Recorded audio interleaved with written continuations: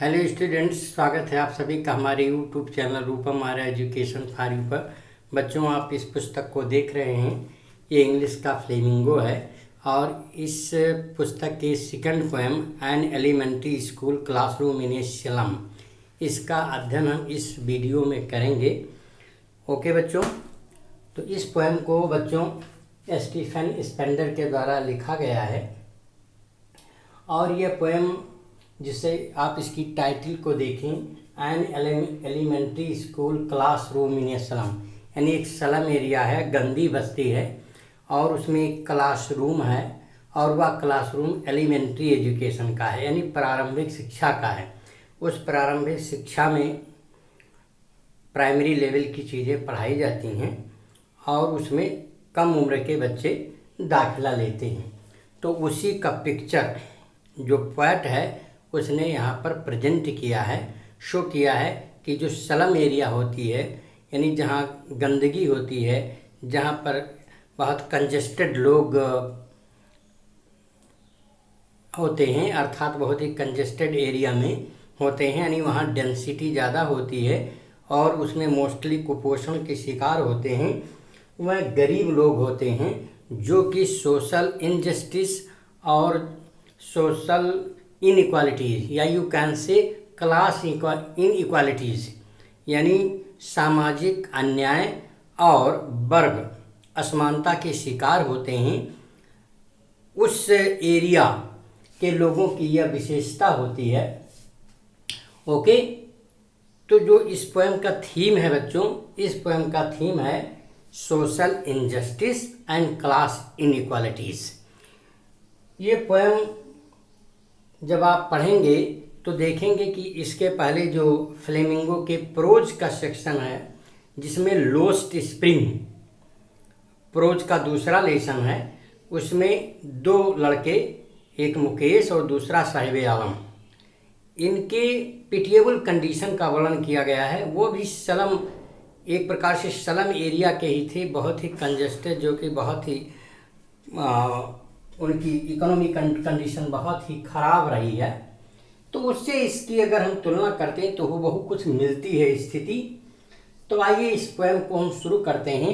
आप अपने माइंड में, अपने दिमाग में इस पिक्चर को बैठा लीजिए कि एक स्लम एरिया है, गंदी बस्ती है। आजकल भी आपको ऐसे मिलेंगी कि वहाँ पर बहुत ही कंजेस्टेड जगह होती हैं, यानी वहाँ की बस्ती बड़ी घनी होती है, सुविधाएं कम होती हैं और लोग परंपरागत अपना ट्रेडिशनल कार्य करते हैं और विशेष करके बच्चे उन चीज़ों को सीखते हैं और बच्चों के ऊपर न तो ज़्यादा ध्यान दिया जाता है पढ़ाई में और न ही वो ध्यान लगा पाते हैं।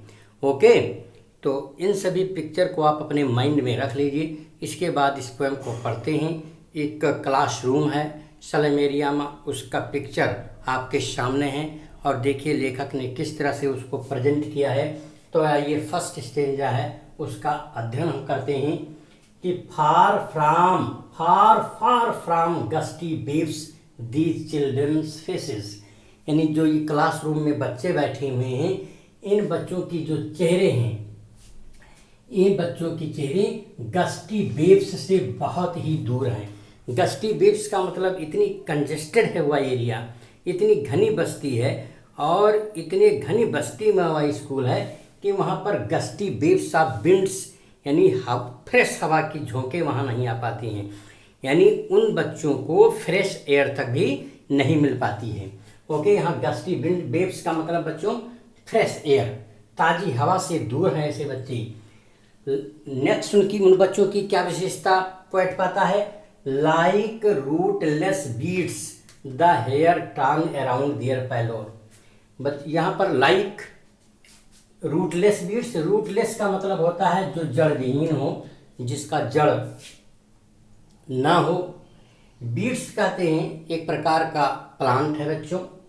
The hair torn around their pallor, यहाँ हेयर माने बाल, टर्न का मतलब बिखरा हुआ होना, अराउंड माने चारों तरफ, देयर पैलोर, पैलोर कहा है कि पीला रंग, यानी उनके चेहरे में जैसे ब्लड की कमी है, चेहरा पीला हो गया है, जैसे कुपोषण के शिकार हों। उनके उन चेहरे के ऊपर उनके रूटलेस बीट की तरह बाल बिखरे हुए हैं, अर्थात बाल उनके केयर्ड नहीं है, कंघी नहीं लगी है, राइट ऑर्डर में नहीं है, चेहरा पीला हो गया है। बच्चों यहाँ पर आप जब पाएंगे तो इसमें पोइटिकल यानी डिवाइस, लिटरेरी डिवाइस यूज की गई है और वह है simile figures of speech. Okay, the tall girl with her bed down head, और उसी क्लासरूम में एक लड़की है, वो लड़की लंबी है और बेड डाउन हेड, और उसका सिर झुका हुआ है नीचे की ओर। ठीक, एक लड़की है, उसका सिर झुका हुआ है, इट मीन्स वह भी कुपोषण का शिकार है और पतली है। The paper seeming boy with red size, okay, उसमें एक लड़का भी है। The paper seeming boy with red size, उसमें एक लड़का है जो पेपर है यानी पतला, पेपर सीमिंग माने बिल्कुल पतला, पेपर जैसे आपका पतला होता है वैसे पेपर की तरह पतला प्रतीत होता है और चूहे की तरह उसकी छोटी छोटी आंखें हैं। नेक्स्ट बॉय कैसा है? The stunted unlucky heir of twisted bones reciting a father's disease, उसी में एक स्टंटेड, स्टंटेड का मतलब होता है एक स्टंट होता है जिसमें चालबाजी आप दिखाते हैं, कलाकार दिखाते हैं। यहाँ स्टंटेड का मतलब है शॉर्ट साइज्ड, छोटे कद का, या ऑप्रेस्ड, दबा हुआ, दबा कुचला हुआ। उसी में एक दबा हुआ एक जो यू कैन से छोटे कद का अनलकी लड़का है, जो आयर का मतलब यहाँ बच्चों उत्तराधिकारी है। किस चीज का उत्तराधिकारी है? ऑफ ट्विस्टेड बोन्स, यानी उसकी बोन्स ट्विस्टेड है। ट्विस्टेड का मतलब ऐठी होना। ऐठी इसलिए है क्योंकि वह चीज उसने अपने पेरेंट्स से प्राप्त की है। ओके, क्योंकि वह इन सभी चीजों को, आयर का मतलब उत्तराधिकारी, यानी इस बीमारी को उसने अपने पेरेंट्स से प्राप्त की है। रिसाइटिंग ए फादर्स डिजीज, और उसी को देख करके आभास होता है, पता लगता है कि वो अपने पेरेंट्स की डिजीज को रिसाइट कर रहा है, यानी रिप्रेजेंट कर रहा है, यानी ये बीमारी उसके पिता को थी। His lessons from his desk, और अब उसके जो लेसन्स हैं डेस्क पर बैठे, वो अपने पिता की बीमारी को ही सीख रहा है। इट मीन्स अगर हम यूँ देखें या शो कर रहा है, पोज कर रहा है कि जिस तरह से आप पढ़े थे द लोस्ट स्प्रिंग में कि जो रैग पिकर्स थे, या जैसे मुकेश लड़का जो फिरोजाबाद की गलियों में वहाँ बैंगल्स मेकिंग करता था, उन लोगों को भी जैसे उनके पिता की ही बीमारी लगी हुई थी, अर्ली एज में ब्लाइंड हो जाते थे, रैग पिकिंग करते थे। लाइकवाइज यहाँ पर आप देखें कि ये लड़का भी अपने पिता की बीमारी को रिजेंबल कर रहा है, पिता की बीमारी को कैरी ऑन कर रहा है। ओके, तो वह ऐसा ही कार्य करता है, वह इसी तरह के कार्य में फंसा हुआ अपने जीविकोपार्जन के लिए कि वह उसी बीमारी को जैसे स्टडी कर रहा हो, उसके लेसन्स हों यही। इट मीन्स वह वही कार्य कर रहा है जिससे ये बीमारियां उसके पिता से इसको आ रही हैं। At back of the dim class one unnoted, और जो क्लासरूम है उस क्लासरूम के पीछे एक ऐसा लड़का है जिस पर ध्यान नहीं जाती। अननोटेड का मतलब जिस पर ध्यान टीचर्स की नहीं जाती है, अननोटेड है। ओके, स्वीट चेहरा उसका है, एंड यंग, और छोटा है। ओके, एक ऐसा लड़का भी पीछे बैठा है जो अननोटेड है, स्वीट है एंड यंग है। His eyes live in a dream, वो वहाँ पर बैठा है, उसकी ध्यान ब्लैक बोर्ड पर नहीं, किताबों पर नहीं, उसका ध्यान कहाँ पर है? His eyes live in a dream, उसकी जो आंखें हैं किसी स्वप्न में खोई हैं, और वो स्वप्न कौन सा है? ऑफ स्क्वायरल्स गेम, जैसे कोई गिलहरी खेल खेलती हो, कहाँ पर? In the tree room. Tree room का मतलब पेड़ का खोखला, पेड़ का खोखला भाग, यानी या पेड़ के यूँ का लें जिसमें खोखला होता है, या यूँ पेड़ में ही पेड़ की जो आपका स्टेम है, तना है या ब्रांच है, उसी बनी हुई खोखले में जैसे कोई गिलहरी खेल खेल रही हो, उसी खेल के स्वप्न में यह लड़का खोया हुआ है, उसकी आंखें वहीं खोई हुई हैं। अर्थात जैसे मानो खिड़की के जो क्लासरूम का विंडो है उसी से बाहर कहीं पेड़ दिखता है जिसमें खोखला है और वहाँ गिलहरियाँ खेल रही हैं, उसका ध्यान जैसे मानो वहाँ पर है। तो his eyes live in a dream of squirrels game, उसकी आंखें स्क्वायरल्स गेम के ड्रीम में हैं, इन ट्री रूम, जो अपने ट्री के रूम में अर्थात खोखले में क्रीड़ा करती है, खेलती है। अदर देन दिस का मतलब इसके अलावा, अर्थात एजुकेशन के अलावा, उस क्लासरूम में सीखने के अलावा उसकी ध्यान उस खोखले में, पेड़ की खोखले में खेलती हुई स्क्वायरल्स के गेम की तरफ है। तो इस प्रकार से एक vivid, clear and realistic view and real picture slum area के क्लासरूम का पोएट स्टीफन स्पेंडर ने पोज की है, एक्सप्रेस किया है, रिवील किया है। तो बच्चों आइए हम सेकंड स्टेंजा पढ़ते हैं। क्लासरूम है स्लम एरिया में बच्चों का, और दीवारों पर लोगों के द्वारा दान दिए गए या डोनेट किए गए बहुत से पोस्टर लगे हुए हैं। उन पोस्टरों में कुछ शेक्सपियर का पोस्टर है, उसमें डोम्स यानी गुंबद का है और घाटी का है। इस तरह से वर्ल्ड का, हाथ से बनाए गए वर्ल्ड का मैप है। तो इस तरह से वो कमरे में यानी कक्षा के दीवारों पर पोस्टर छपा है, जिससे कि वे बच्चे उनसे कुछ सीख सकें। तो इस पिक्चर को आप अपने माइंड में बैठाइए और उन बच्चों की दशा जिसका वर्णन हमने पहले स्टेंजा में किया था, उसको भी आप अपने दिमाग में रखेंगे। और आपने जो लोस्ट स्प्रिंग प्रोज सेक्शन में पढ़ा है, जिसमें साहिब आलम जो गंदी बस्ती में रहता है, तंग गलियाँ हैं, ज्ञान का प्रकाश नहीं है, जीव को उपार्जन वो हार्डली करते हैं। लाइकवाइज मुकेश जो फिरोजाबाद का है और वहाँ पर लोग केवल चूड़ियाँ बनाने का काम करते हैं, कंजेस्टेड हटमेंट्स में रहते हैं, चारों तरफ लेड ही लेड है, कांच ही कांच हैं। तो देखिए कैसे उनसे मिलती है, उनकी कंडीशंस मिलती है, जिस तरह से स्लम के एरिया में रहने वाले इस बच्चों की जो कि क्लासरूम में बैठे हैं मिलती है। तो आइए हम इसको शुरुआत करते हैं दूसरी स्टेंजा का। On Sawar cream walls. Sawar cream walls कहते हैं, देखिए स्लम एरिया का जो विद्यालय है वो पुराना है, अच्छे से पेंट नहीं है, पीला पीला दिखने लगा है। सावर क्रीम वॉल्स हैं, वहाँ की जो दीवारें हैं क्रीम कलर की हैं, कुछ येलोइश हो गई हैं। डोनेशंस, उस पर कुछ डोनेशंस दिए गए हैं लोगों के द्वारा, अनुदान दिए गए हैं, दान दिए गए हैं। जिसमें क्या क्या दान दिया गया है? पोस्टर दान दिया गया है, शेक्सपियर हेड, शेक्सपियर का सिर लगा एक पोस्टर है। क्लाउडलेस, खूब साफ सुथरा है। एट डॉन, डान जानते हैं, डान कहते हैं उषा काल को, प्रातः काल जब सूर्य निकलना हुआ होता हो, कि यानी सुबह जैसे निकलते हुए डॉन यानी सूर्य निकलने को हो, उस समय का दृश्य जैसे उस चित्र पर चित्रित है, अर्थात बच्चे कुछ सीख सकें उससे। यानी शेक्सपियर के सिर को देखकर जैसे ज्ञान का किरण निकलने वाला है, अर्थात सिंबल ऑफ नॉलेज है शेक्सपियर, बच्चे उसे सीख सकें। और दूसरा है सिविलाइज डोम राइडिंग ऑल सिटीज वेल, और उसमें एक सब डोम कहते हैं बच्चों गुंबद, जो कि बहुत ऊंचा है। राइडिंग ऑल सिटीज वेल, जो शहर की सभी जो चर्च है उसके ऊपर राइड करता है। तो राइड माने सवारी करना। तो बच्चों डोम तो चल के सवारी नहीं करेगा, बल्कि वो इतना ऊंचा है कि वहाँ से सभी चर्च के और डोम्स को देखा जा सकता है। और अगली जो पोस्टर है बच्चों, वो फ्लावरी टिरोलीज वैली या टायरोलीज भी पढ़ सकते हैं। और फ्लावरी माने फूलों से लदी हुई या भरी हुई एक टायरोलीज घाटी की भी पोस्टर उसमें लगा हुआ है, जिससे कि प्राकृतिक दृश्य का आनंद बच्चे ले सकें।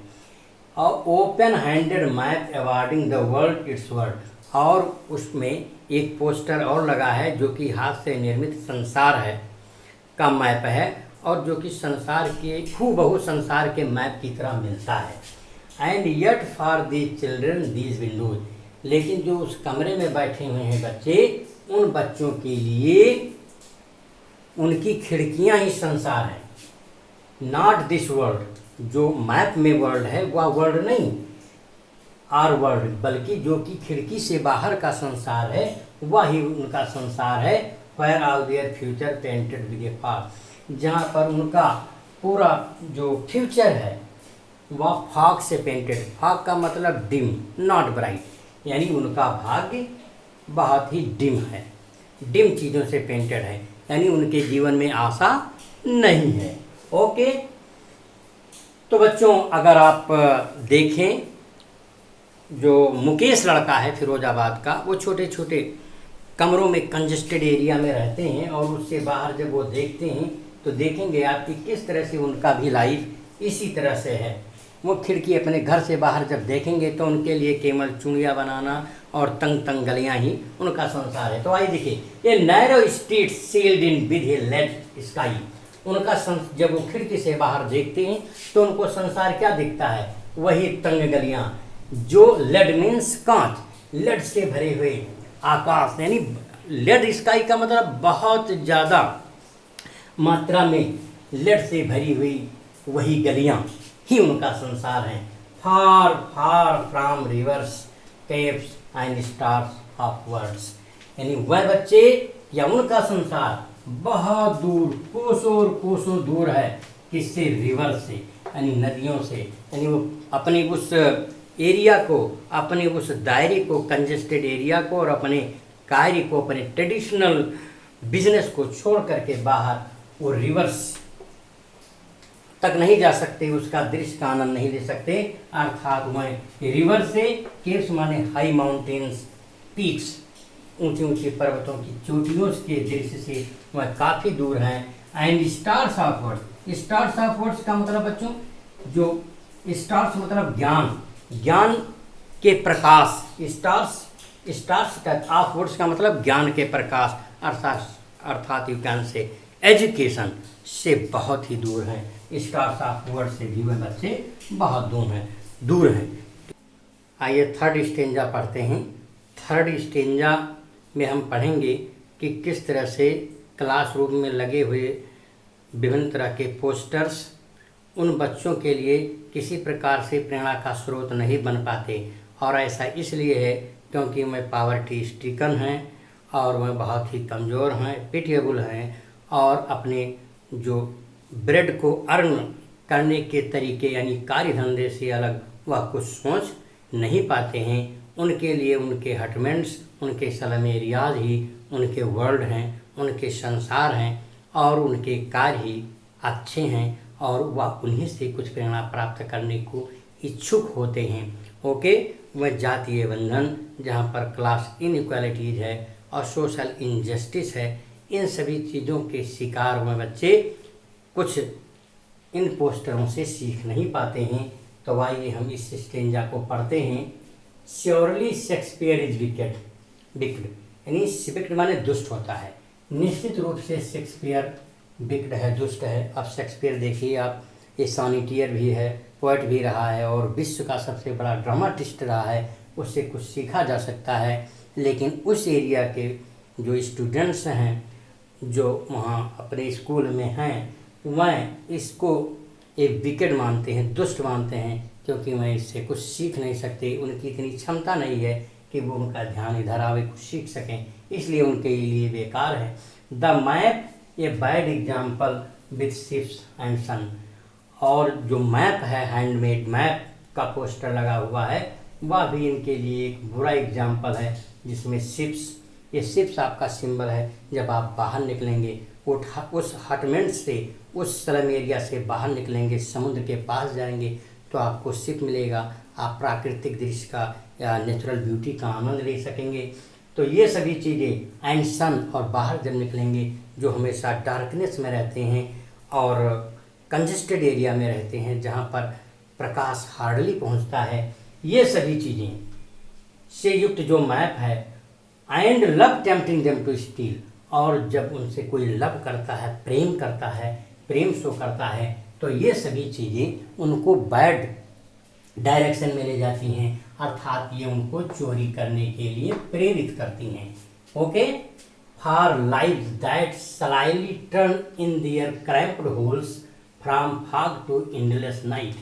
अब देखिए, फॉर लाइव्स, क्योंकि उनकी जो जिंदगी, दैट स्लाइली, जो बड़े ही डिसीटफुल मैनर, स्लाइली का मतलब डिसीटफुल मैनर से, टर्न इन माने बदल जाती है, इन दियर क्रैम्प्ड होल्स, यानी उनके जो cramped holes, cramps means narrow, तंग, कंजेस्टेड, जो उनका होल्स है, होल्स उनके घर को कहा गया है, यानी उनका जो तंग होल है या तंग घर है, उसमें बड़ी चालाकी के साथ उनका जो लाइफ है वह बड़े ही डिसीटफुल मैनर से या चालाकी से बदल जाता है। किसमें? From fog to endless night, यानी फॉग से लेकर के और अनंत रात्रि में बदल जाता है, अर्थात अंधेरे में बदल जाता है, पूर्ण अंधेरे में बदल जाता है। On their slag heap, slag on their slag heap, slag कहा गया है मल या गॉर्बेज, कूड़ा करकट का ढेर, यानी उनके घर को, एरिया को, उनके इस स्लम बस्ती को इस तरह बताया गया है कि जैसे मानो वह हीप हो, मल का, गार्बेज का, कूड़ा करकट का डंप हो, उस पर these children wear skin peeped through by bones, ये बच्चे जो कपड़ा पहनते हैं वो बहुत ही पतला है, उतना पतला है कि उससे होकर के उनके स्किन को देखा जा सकता है, और इतने कुपोषण और पतले हैं कि उस स्किन से पीप माने झांकना देखे जा सकते हैं, उनके बोन्स, उनकी हड्डियां भी दिखती हैं, यानी they are a victim of malnutrition, कुपोषण की शिकार है। And spectacles of steel with mended glass, और वो बच्चे आईसाइट भी उनकी वीक है, कमज़ोर है, आँख से भी अच्छे से देख नहीं सकते, उस यंग एज में भी, अर्ली एज में भी नहीं देख सकते वो बच्चे, और वो एक नया या फ्रेश स्पेक्टेकल्स भी नहीं खरीद सकते। स्पेक्टेकल्स कहते हैं बच्चों चश्मा नहीं खरीद सकते, तो उनकी जो चश्मा है वो स्टील की फ्रेम है, और उसमें मेंडेड ग्लास, यानी उनके जो ग्लास हैं वो टूट गए हैं और उन्हीं ग्लास को शुद्ध किया गया है। मेंडेड ग्लास वाले वो स्पेक्टेकल्स को पहने हैं, और उनका चश्मा किस तरह से है, फिगर आप इसकी सिमिली है, like bottle beads on the stone, और वो इतना भारी उनका चश्मा है कि जैसे मानो स्टोन हो और स्टोन पर बॉटल आप समझते हैं, बॉटल के ही टुकड़े लगा दिए गए हों, अर्थात उनके चश्मे बहुत भारी भरकम पुराने हैं। Okay, all their time and space और फागी श्रम, उनकी पूरा समय और स्पेस माने स्थान, उनका पूरा समय और स्थान कहाँ तक कन्फाइंड है, सीमित, केवल फागी श्रम, फागी का मतलब डार्क, डिम, जो डार्क और डिम उनकी स्लम एरिया है, उसी में उनका पूरा समय और पूरा स्थान वही है, वहीं पर पूरा अपना समय बिताते हैं, उससे बाहर नहीं निकल पाते, जिससे कि वो शिप्स का, सन का और नेचुरल ब्यूटी का आनंद ले सके, यानी वह पूर्ण रूप से उसी अपने क्रैम्प्ड होल्स में कन्फाइंड हैं, जो जहाँ पर हार्डली ब्राइट लाइट पहुँचती हो, यानी वो फागी स्लम तक कन्फाइंड है।